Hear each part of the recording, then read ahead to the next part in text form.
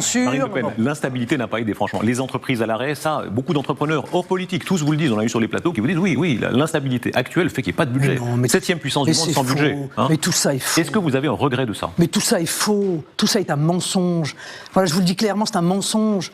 Les entreprises étaient ravies de ne pas avoir les 40 milliards d'augmentation d'impôts, dont 10 milliards qui pesaient directement sur elles, prévus par le gouvernement de M. Barnier. Il y en aura quand même. Mais ils étaient ravis de ne pas avoir ces 10 milliards qui leur tombaient dessus. Bon, la réalité de l'augmentation du chômage, c'est pas lié à la censure, c'est lié aux conséquences du PGE, c'est-à-dire des prêts. Les entreprises qui n'osent pas. Bien sûr, mais c'est lié à la désindustrialisation, c'est lié aux choix économiques qui sont extrêmement néfastes, qui ont été faits par Emmanuel Macron, c'est lié à notre perte de productivité du travail, c'est lié à notre perte de compétitivité, c'est lié à un ensemble de responsabilités qui sont celles du gouvernement actuel. Quand Bernard Arnault dit, regardez, aux États-Unis, l'optimisme, aux États-Unis, on n'est pas en train d'ajouter des charges, même sur des entreprises très grandes, qui font plus de milliards de chiffre d'affaires, ce sera le cas en France. Est-ce qu'il a raison ?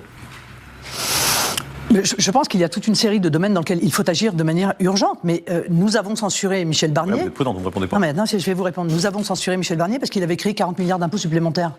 D'accord ? Dont 10 milliards sur les entreprises. Et nous avions posé 3 lignes rouges. 1, la protection du pouvoir d'achat. 2, la lutte contre les rentes et contre les fraudes et la préservation de nos entreprises. Est-ce que ça veut dire... Et 2, pas d'impôts nouveaux. Si c'est le même budget, en gros, est-ce que vous censurerez aussi M. Bayrou ? Mais nous sommes totalement constants. Nos lignes rouges sont les mêmes, nous sommes constants, on peut nous accorder ça quand même. Et donc, si ces lignes rouges sont dépassées, les mêmes causes d'un côté entraîneront les mêmes effets. Mais d'ailleurs, je pense que le gouvernement tient compte quand même de ce qui s'est passé. Voilà, on voit qu'il n'y a plus de déremboursement des médicaments, qu'il n'y a plus de désindexation des retraites. Voilà, Mais ça suffit pour ne pas censurer du coup. Parce que là, si comment il s'appelle, merde. Si Bayrou il accepte justement ces compromis, les fameuses lignes rouges du RN, il n'y a plus de censure, c'est bon là, on est cordon là, c'est fini. Pour le coup, le signal a été reçu. Disons les choses, est-ce que François Bayrou est plus souple, c'est même un peu son attitude quasi personnelle, plus souple que ne l'était M. Barnier ? Il a le bénéfice d'avoir eu l'expérience désagréable de M. Barnier avant lui. Peut-être en a-t-il tiré le sang a coulé. Quelques conclusions. Vous l'avez fait couler. Non, moi ce qui m'inquiète, si vous voulez, dans le budget que je vois arriver, c'est en réalité qu'il n'y a aucune vision politique. On ne sait pas du tout où on va. Il faut faire un budget, alors on fait un budget. On a l'impression qu'on a dit au gouvernement, il faut une copie de 4 pages. Alors on vous dit, voilà, j'ai rendu ma copie de 4 pages. Mais il y a quoi à l'intérieur ? C'est pas le sujet. Il y a urgence. C'est quand même le sujet. C'est quasi un budget de secours, je veux dire, on en est là. Non, je suis pas d'accord, moi. Ça, c'est ce qu'on fait croire aux Français. La réalité, c'est qu'il y a un volontarisme politique que l'on peut mettre en œuvre. Et pour le coup, s'il y a une leçon à retenir des premiers jours de M. Trump, c'est cette leçon-là. C'est la leçon du volontarisme politique. Il faut que les Français arrêtent de croire, les responsables politiques qui leur disent que c'est la fatalité, qu'on ne peut pas faire autrement, que de toute façon, rien n'est possible, qu'on ne peut rien faire, qu'on ne peut rien décider. Trump, je ne sais pas si vous avez entendu cette séquencière, il dit « Moi, je suis formidable, regardez ». Alors, c'est du Trump dans le texte, mais il dit « Je suis le meilleur, regardez, effectivement, là, dès les premières heures, j'agis ». Vous admirez ça ? Disons que Trump a son caractère, il est très américain, moi je suis très française, donc par définition... Les mecs, ça se voit tellement, les gars, je suis désolé, ça se voit tellement que les journalistes, ils veulent essayer de trouver un Trump à la française, ça se voit trop, ils veulent une nouvelle manière de consommer politique, de partager la politique aux Français, ils veulent un mec vraiment agressif, et en plus, agressif, mais aussi dans leur choix, dans le choix de faire de la politique maintenant, tout de suite. On sait très bien que là, en ce moment, vous savez qu'avec l'Algérie et la France, c'est tendu en ce moment. Eux, le RN propose de suspendre les visas ou d'arrêter les visas, de suspendre l'accord entre l'Algérie et la France, peu importe, plein de leviers comme ça pour montrer que la France, c'est pas un petit pays, qu'il faut montrer les muscles. Mais pour l'instant, il se passe pas grand-chose et ça stresse Marine Le Pen et même Zemmour, les Sarah Knafo, tout ça. Ils veulent qu'on fasse du Trump. T'as capté? Avoir la même manière de faire les choses. Est-ce que vous l'admirez? Mais ce qui est sûr, c'est qu'il exprime une volonté politique. Il a pris des engagements. Et dans les premiers jours, il vient dire au peuple américain, vous m'avez élu pour faire ça, je vais le faire. Eh bien, ça fait bien longtemps, je pense, qu'en France, on n'a pas eu les Français n'ont pas eu ce sentiment. Si on ramasse tout ce que vous venez de dire, dites-moi si je me trompe, j'ai l'impression quand même qu'il y a une forme d'indulgence, c'est-à-dire qu'a priori, vous ne souhaitez pas la censure à l'égard de François Bayrou. Est-ce que c'est la bonne perception? Non, je sais pas que je la souhaite ou que je la souhaite pas. Nous avons posé des lignes rouges, soit elles sont dépassées, il y aura une censure, soit elles ne sont pas dépassées, il n'y aura pas de censure. Il n'en demeure pas moins que ce budget reste un très mauvais budget, qui ne va nulle part, qui ne répond à aucun défi, et qui reste enfermé, mais dans des tabous qui sont l'immigration par exemple. Enfin, c'est quand même incroyable qu'on réfléchisse à comment est-ce qu'on va bien pouvoir aller chercher de l'argent auprès des retraités, auprès de ceux qui travaillent, auprès des entreprises, mais jamais de se dire est-ce qu'on pourrait pas baisser les dépenses qui sont celles liées à une immigration dont nous savons d'ores et déjà, et même le Premier ministre semble-t-il, qu'elle est hors contrôle. Ah non, ça il faut pas toucher. Ça c'est tabou. Mais tu vois, il y a que des critiques sur le gouvernement, mais elle refuse de dire si elle va voter la censure ou pas. On a cru comprendre à travers ses alliés, genre les Sébastien Chenu, etc., qu'il y aura peut-être une censure, mais t'as l'impression quand même que Marine Le Pen, elle souffle sur les braises. Elle souffle littéralement sur les braises, mais littéralement, elle garde toujours un petit extincteur sous le manteau, mec. Qu'est-ce que tu veux? Je comprends plus rien. Moi, je comprends plus rien. Dites-le que vous allez voter la censure. Dites-le, bordel, au lieu de maintenir un suspense. Alors, on parlera d'immigration, mais qu'on comprenne bien, en l'état de ce qu'on sait, pour être clair, en l'état, est-ce que vous censurez un peu, quelques lignes, allez. Non, mais tant qu'on n'a pas... En l'état, est-ce que vous censurez ou non? Non, mais tant qu'il n'y a pas la commission mixte paritaire qui s'est exprimée, on ne sait rien. Voilà. On sait juste, et moi je vous le dis, que ce budget ne réglera aucun des problèmes de la France, même pas le problème de l'endettement, même pas le problème des déficits, car vous verrez que sur ce sujet-là aussi, nous aurons dans quelques mois de très mauvaises surprises. Alors, mais pourquoi elle maintient un suspense alors? Pourquoi elle fait pas du Mélenchon et dire simplement qu'elle va censurer? Pourquoi elle veut maintenir un semblant de suspense? Je comprends pas. Donc là, certains diront que vous n'y contribuez pas beaucoup, parce que quand on vous demande où est-ce que vous allez couper, parce qu'il faut 53 milliards, donc il faut économiser. Alors, vous me dites l'immigration, on va revenir à Alors, c'est quoi le budget, les mecs? J'avais parlé un peu du calendrier hier, mais en gros, le budget, ça va être voté... Alors là, il y a la commission mixte paritaire aujourd'hui, mais il y a encore des tractations jusqu'à au moins la semaine prochaine. Donc, Bayrou va sauter peut-être la semaine prochaine, les mecs, ça peut aller très vite. Attention, accrochez votre ceinture. N'oubliez pas, les amis, que c'est sur mon stream qu'on va suivre tout ce bordel politique. Je suis vraiment un bandeur de bordel. Hein. C'est mon côté anarchiste, je sais pas, les mecs. L'immigration, mais il n'y a pas que l'immigration, dans la vie. Mais au fond, les mecs, au fond, vous aimez ça aussi, les gars. Au fond, vous aimez ça. Avouez le stream quand même, vous aimez ça. Arrêtez, les gars, arrêtez, vous frottez les mains. Vous appréciez tellement pas Macron que vous prenez votre pied sur ce bordel institutionnel. Vous kiffez, les mecs, vous kiffez. Pardon. Par exemple, question très concrète. Est-ce que oui ou non, il faut moins de fonctionnaires en France? Non mais monsieur Rochemain, pardon. Alors là, stop. D'accord. Allez, stop. Parce que nous sommes le seul mouvement qui avons déposé un contre-budget. Le seul. Qui nous sommes soumis à cet exercice, dans lequel nous avons fait un budget complet, avec l'ensemble des économies que nous voulions faire, et notamment des économies sur ce qu'on appelle les dépenses néfastes de l'État, c'est-à-dire les 1244 agences diverses et variées. Alors, soyons, parce que tout le monde n'a pas lu, pas tout le monde n'a pas lu vos X pages. Est-ce que, par exemple, ça veut dire quoi? Les agences, c'est 1244, et c'est vrai que le Premier ministre lui-même sur LCI avait l'air de le découvrir. Alors là, on nage dans quelque chose d'assez particulier. On en supprime combien? Mais une ordre de grandeur. Mais il y a toute une série de fusions qu'on peut effectuer, mais déjà, on peut leur dire, bon, écoutez, on va tout de suite, là, parce que c'est pas évident, de faire baisser des dépenses d'une agence. Il y a des gens qui travaillent derrière, moi je suis tout à fait conscient de ça. Mais par exemple, la publicité, parce que tout ça dépense beaucoup d'argent dans la publicité, toutes ces agences-là. Bah déjà, vous arrêtez la publicité, c'est pas utile. Bah, déjà, permettez-moi de vous dire qu'il y a un certain nombre de centaines de millions qui vont rentrer dans les caisses. Donc il faut avoir une vision. Mais non, mais il faut Pardon de vous titiller, mais je vous mets rationnelle. C'est une question que je pose aux autres politiques, c'est pas spécialement pour vous. L'ARS, il faut les supprimer. D'accord. Il faut supprimer l'ARS. L'ARS, ça, à mon avis, c'est non seulement ça n'apporte rien, mais même c'est néfaste dans... Donc là, tu vois qui après Bayrou choisi par Macron? Bah, les mecs... Moi, je pense qu'il y aura un autre Premier ministre. Il y en aura encore un autre. Je pense pas que ça va provoquer la démission d'Emmanuel Macron ou la destitution ou je ne sais pas quoi. Je pense que... mais qui pourrait être Premier ministre? À la limite, peut-être Bruno Retailleau, les gars, à la limite. Comme c'est la caution du RN, le Bruno Retailleau, il y a moyen quand même qu'il soit propulsé... sur ce côté-là, genre jamais 203, exactement. Le fonctionnement à l'arrivée, Madame Le Pen, vous savez très bien, tout entrepreneur le sait, la masse salariale... L'ARS, les gars, c'est l'Agence régionale de santé. Alors, je sais pas s'il y a plusieurs sigles pour définir plusieurs type de mots, mais je crois qu'elle parle de l'Agence régionale de la santé. Je crois qu'elle parle de ça. C'est là où le plus d'économies se font. Ça ne veut pas dire qu'il faut renvoyer, mais est-ce que le nombre de fonctionnaires doit être diminué? Un moment Schröder, les Allemands l'ont fait, les Anglais l'ont fait. Est-ce qu'on passera par là? Parce que le courage politique, vous savez très bien, c'est là où ça commence à se jauger. Mais non, alors ça c'est des trucs de droite. Le courage, c'est de supprimer les fonctionnaires. Ça c'est vraiment un truc... C'est pas supprimer les fonctionnaires, c'est réduire la masse salariale. Non, mais avant de réfléchir à réduire la masse... elle est pas contre l'idée de supprimer les fonctionnaires. Alors, je vous rappelle, les gars, qu'à l'extrême droite, sous l'impulsion de Sarah Knafo, elle est pour la suppression d'un maximum de fonctionnaires en France. Donc, tout dans la privatisation, libéralisation du marché, etc. Même dans les administrations françaises pour gérer, par exemple, nos cartes d'identité et tout. Vous savez que c'est des fonctionnaires qui gèrent ça. Mais là, elle veut essayer de privatiser ça aussi, libérer le poids de l'État sur la masse salariale des fonctionnaires, quoi. Mais Marine Le Pen, elle est contre. Bizarre. Okay. Masse salariale. Est-ce qu'on pourrait arrêter de prendre en charge l'ensemble de ceux qui souhaitent venir... Ouais, voilà, il y a un mix du nationalisme / socialiste. Parce que littéralement, les socialistes ne veulent pas supprimer les fonctionnaires. Au contraire, ils veulent même recruter plus de fonctionnaires. Parce que vous savez qu'en ce moment, l'état de nos services, c'est une catastrophe, les gars. Une catastrophe, surtout dans les hôpitaux publics. Donc, tu vois, c'est pour ça...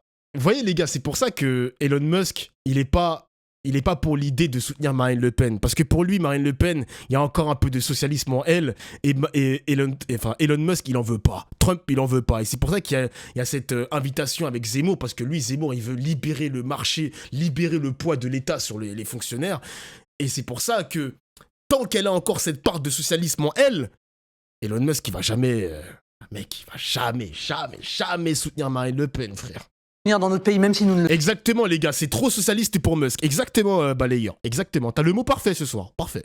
souhaitons pas. Est-ce qu'on peut arrêter avec l'aide médicale d'État pour mettre une aide médicale d'urgence comme tous les pays du monde? Est-ce qu'on peut arrêter les visas de soins qui permettent, y compris à des Américains, de venir se soigner gratuitement en France? Donc on ne réduit pas le nombre de fonctionnaires. En clair, on ne réduit pas le nombre de fonctionnaires. Est-ce qu'on peut arrêter des processus comme le rachat d'actions dont on sait pertinemment qu'elles sont néfastes pour l'économie? Est-ce qu'on peut travailler sur la productivité du travail? Je veux dire, je trouve qu'il y a une sorte de, je ne vais pas dire de lâcheté, mais peut-être de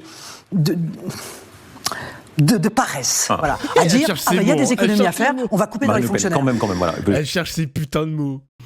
On a quand même beaucoup de fonctionnaires et pas forcément les moyens de les payer. Je dis pas qu'il faut en virer, en recruter. Il faut regarder beaucoup plus dans le détail par secteur pour ne pas être simplement démagogique. Je suis d'accord avec toi, Atao. Moi, l'idée... Les gars, je vais pas vous mentir sur une chose. Évidemment qu'il faut économiser, évidemment qu'il faut récupérer de l'argent. Même la gauche, même Mélenchon a des propositions. Ça, je l'entends, il n'y a pas de souci.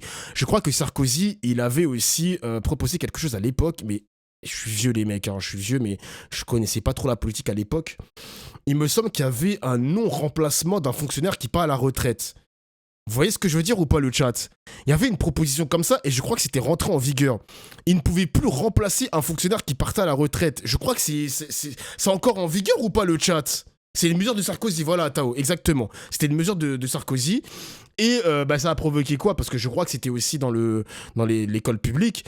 L'école, regardez la gueule de l'école. Le fait de ne pas remplacer des professeurs. Il y a encore, chaque année, il y a des professeurs qui manquent dans les écoles. Chaque année, pareil dans la fonction publique hospitalière. C'est un désastre, gros. C'est un désastre. Ouais, c'était un 1 sur 2, exactement. Exactement. Donc là, regarde ça par rapport... Attends, je regarde vite fait.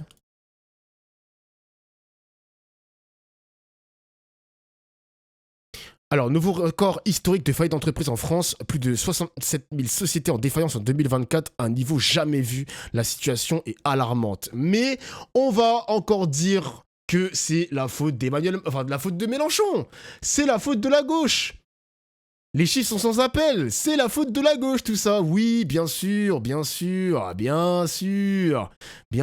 Le Covid a bon dos, parce que quand tu regardes dans nos voisins européens qui eux aussi ont été touchés par le Covid, je suis désolé, vous regardez l'état de leur défaillance d'entreprise, est-ce qu'il y en a plus qu'en France? Je sais pas. D'ailleurs les gars, il y a eu un petit papier. Il faudrait que je vous le retrouve. Il y a un petit papier sur l'état des finances espagnoles. Les Espagnols ont un PIB qui ont augmenté par rapport aux autres pays européens. Vive l'Espagne! Mon gars, du Brésil! Ah non, ça c'est du portugais. Mon gars, l'Espagne! Obrigado! Ah, c'est encore du portugais. Je parle pas espagnol, mais t'as compris! Et les Espagnols, c'est des mecs de gauche qui sont là-bas, ma gueule. Ils ont augmenté le SMIC là-bas, mec.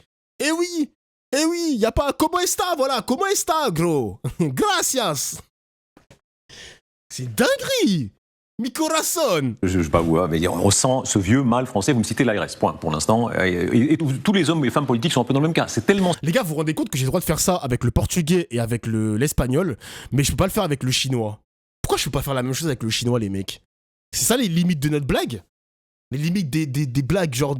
Pourquoi je peux pas le faire avec le chinois maintenant tout de suite? Pourquoi je le fais pas? Dites-moi qu'est-ce qui m'empêche de le faire? Y a pas de raison.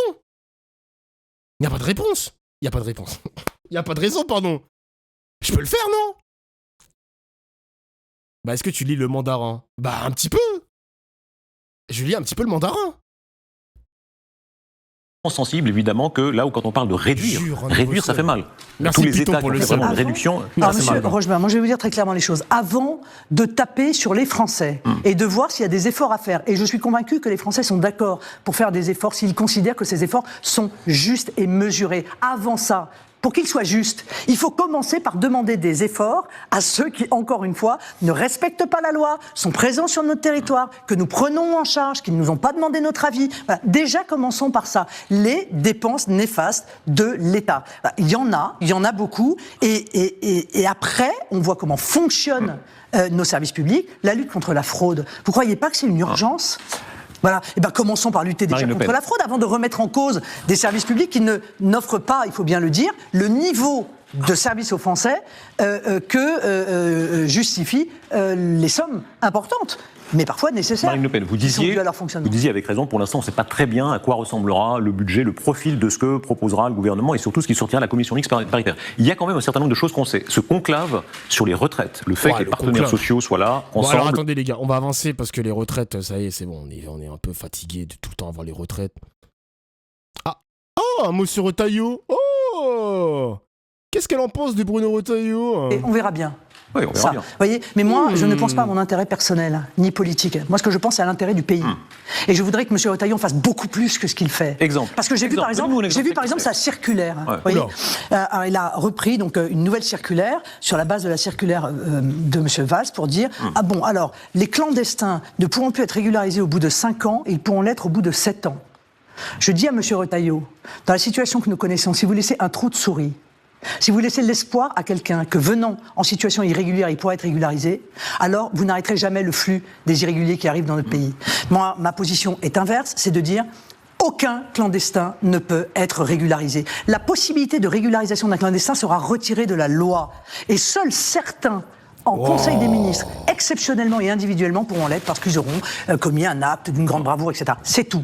Vous repartez chez vous, vous demandez l'autorisation de venir, et quand vous aurez eu l'autorisation de venir, vous pouvez revenir, et à ce moment-là, travailler et éventuellement engager une demande de naturalisation. Comprenez ? Je veux dire, ça n'est... Mais c'est ouf les gars, parce que, putain, mais là, on parle de suppression de la régularisation des sans-papiers. Bruno Retailleau, nouvelle circulaire, il passe au bout de 7 ans. Donc on laisse des milliers de travailleurs sans droit. Bon, Marine Le Pen, ça la dérange pas. Mais par contre, on ferme les yeux sur toutes les personnes qui les exploitent. Logique. Vraiment, c'est logique, d'accord, ok, c'est logique. D'ailleurs, il y a un mec du RN qui a une exploitation agricole qui exploite des travailleurs sans papier, tout va bien. On tape pas sur les fraudeurs, genre, il n'y a rien. Pas un mot sur les fraudeurs. Mec, c'est n'importe quoi. Vraiment, c'est n'importe quoi. Avis sur ça, Dauphin ? Moi, les gars, je vais vous répéter encore une fois, je n'ai pas...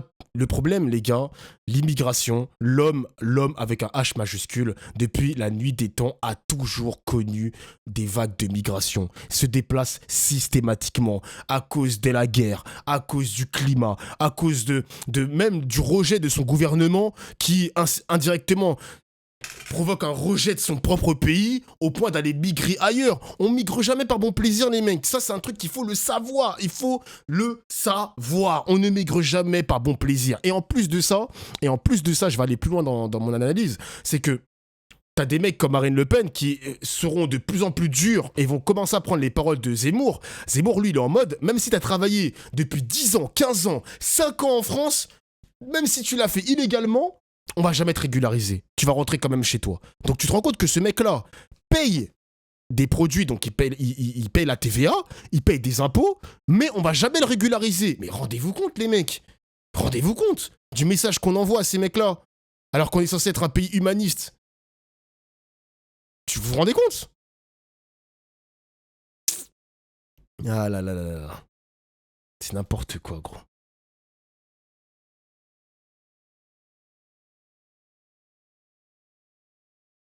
Principalement, je suis plutôt d'accord avec ce qu'elle dit. Celui qui vient en France illégalement me semble moins méritant que celui qui demande légalement. à qui on ne le permet pas. Il faut largement diminuer les entrées clandestines, en remplacer par des entrées légales. Après, il y a beaucoup de conneries dans ce qu'ils disent. Déjà, ce n'est pas rétroactif. Mais tu sais, à Tao, genre, ça va être très compliqué de fermer les vannes. C'est très compliqué, les gars. Le territoire français, pour protéger toutes ses frontières, c'est compliqué. Un migrant va forcément passer. L'envie d'avoir une vie meilleure est plus forte que toutes ces lois de merde, gros. Vous voulez pas comprendre ça? Aux États-Unis, il y a eu une grosse vague d'immigration qu'a connue sous l'administration Biden. Trump, il essaie de virer les clandestins, etc. Mais croyez-moi, les gars, il y aura encore des clandestins qui vont tenter le rêve américain. Ils vont encore le tenter. Ils ont envie de vivre, les mecs. Ils ont envie de vivre. Comprenez-le. Ah là là là là. Il y a une logique dans ce qu'elle dit, mais la réalité est plus complexe. Bah, en fait, elle veut littéralement fermer les vannes et fermer l'envie des migrants de venir en France.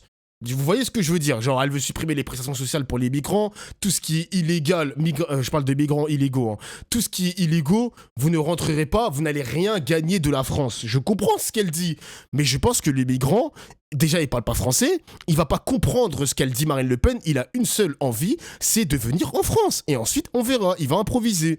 Mais les discours comme ça, vous pensez que les migrants, ils vont écouter ça? Mais jamais de la vie, ils vont écouter ça. Ils vont même pas le traduire, ils vont même pas comprendre le français. Ou peut-être qu'ils vont très mal le comprendre. Ah oui, les gars. Ah oui. Je suis d'accord avec toi, Dauphin. C'est pour ça que je disais qu'en principe, j'étais d'accord avec elle, mais la réalité est plus... Oui, bien sûr. Ok. Le désespoir est plus fort que la porte d'une expulsion. Exactement, Nadou. Exactement.